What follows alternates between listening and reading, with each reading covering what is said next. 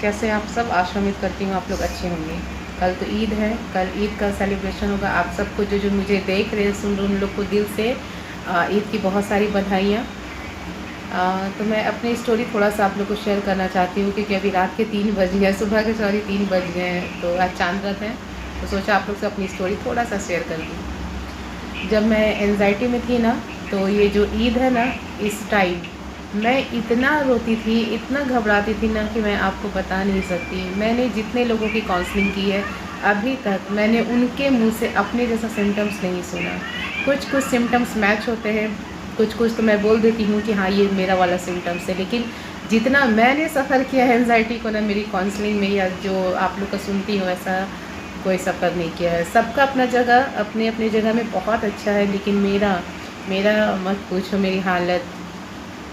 अभी सब लोग शॉपिंग कर रहे हैं, ईद की तैयारी कर रहे हैं, चूड़ी ले रहे हैं, कपड़े ले रहे हैं, लेकिन मुझे एकदम नहीं, मुझे इंटरेस्ट ही नहीं था, वो खुशी ही नहीं थी। मैं रोती थी कि अल्लाह पाक मेरे पास हर कुछ है, लेकिन बस एक चीज़ की कमी है, जो सुकून, वो खुशी, वो क्यों नहीं है? क्यों मुझे बार बार डर लगता है? क्यों मुझे ऐसा ख्याल आता है कि अभी मेरे साथ कुछ होने वाला है, आज मैं मर जाऊंगी, आज मुझे कुछ हो जाएगा, सुबह ईद होगी तो मैं ईद नहीं देख पाऊँगी, सब मेरे मैयत में आएंगे, ऐसा क्यों मेरे साथ लगता है अल्लाह। मैं बहुत रोती थी। आज चांद रात है, तो सोचो मैं 3 बजे वीडियो बना रही हूँ आपके साथ, और उस टाइम जब मैं एंजाइटी में रहती थी, तो वो रात समझो कि क़यामत की रात की जैसा मेरे में गुजरती थी। कुछ समझ में नहीं आता था, खाना पीना मेरा सब कुछ छूट गया था। अभी एक मैंने अभी जो आप लोग मेरा वॉलपेपर देखोगे, जो अभी मैंने डाला, वो मेरी बहुत पहले की ये फ़ोटो, जब मैं एंजाइटी में थी और रिकवरी में जब कर रही थी ना, तब की है। और ये अभी की जो मैं वीडियो बना रही, तो आप देखो माशाल्लाह कितनी अच्छी हो गई। और उस टाइम का आप लोग देखना। तो मैं मतलब बोलने का ये मतलब है कि आप लोग भी घबराओ नहीं, आप लोग भी डरो नहीं। जब मुझे कुछ नहीं हुआ एंजाइटी में, तो आपको कैसे हो सकता है? मेरा खुद का एक्सपीरियंस है, मैंने एक्सपीरियंस किया है एंजाइटी को 9 से 11 साल, मुझे कुछ नहीं हुआ, आपको भी नहीं होगा। मैं एक्साइटमेंट के साथ वीडियो बनाती, मैं ऐसा मतलब ऐसा वीडियो मैं बनाना चाहती हूँ आपके सामने, ऐसी बातें रखना चाहती हूँ ना, कि जिसको सुन के आप एकदम झट से रिकवरी कर लो।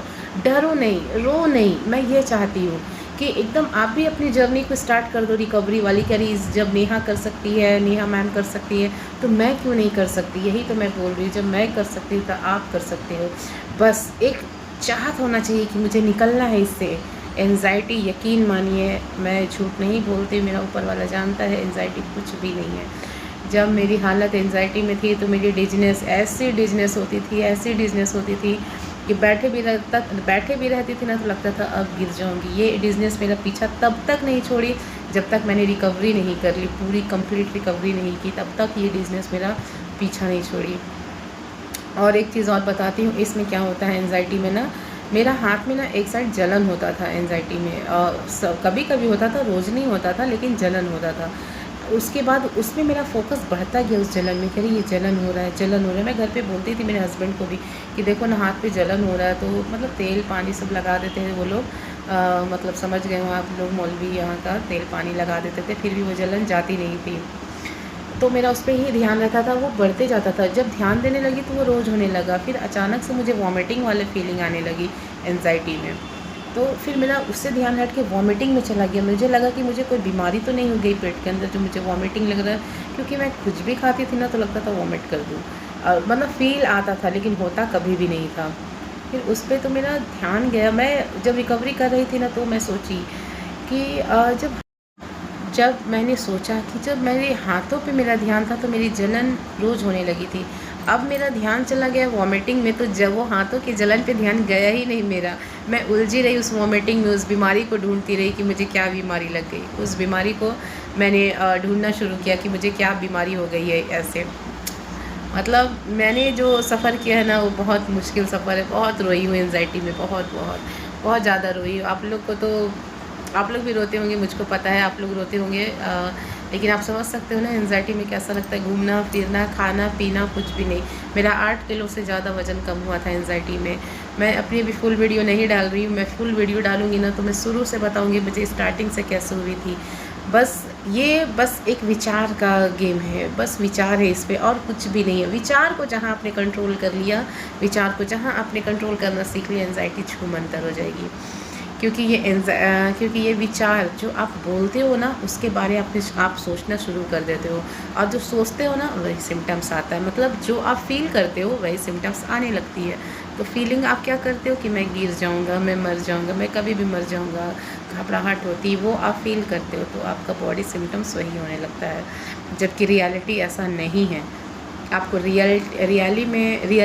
आपको रियली में कुछ भी नहीं हो रहा, कुछ भी नहीं होगा, कुछ नहीं। कितना भी आप बाहर निकलो, घबराओ, बार बार बाहर निकलो, बार बार घबराहट होगी, बट कुछ डेथ नहीं होगी, कुछ जान नहीं जाएगी। डिज़नेस होगी, इतना लगातार डिज़नेस होगी कि खड़ा भी नहीं होया जाएगा आपसे, बट आप गिरोगे नहीं, कभी नहीं गिरोगे। ये मैंने एंजाइटी में बहुत एक्सपीरियंस किया है, बहुत ज़्यादा एक्सपीरियंस किया है।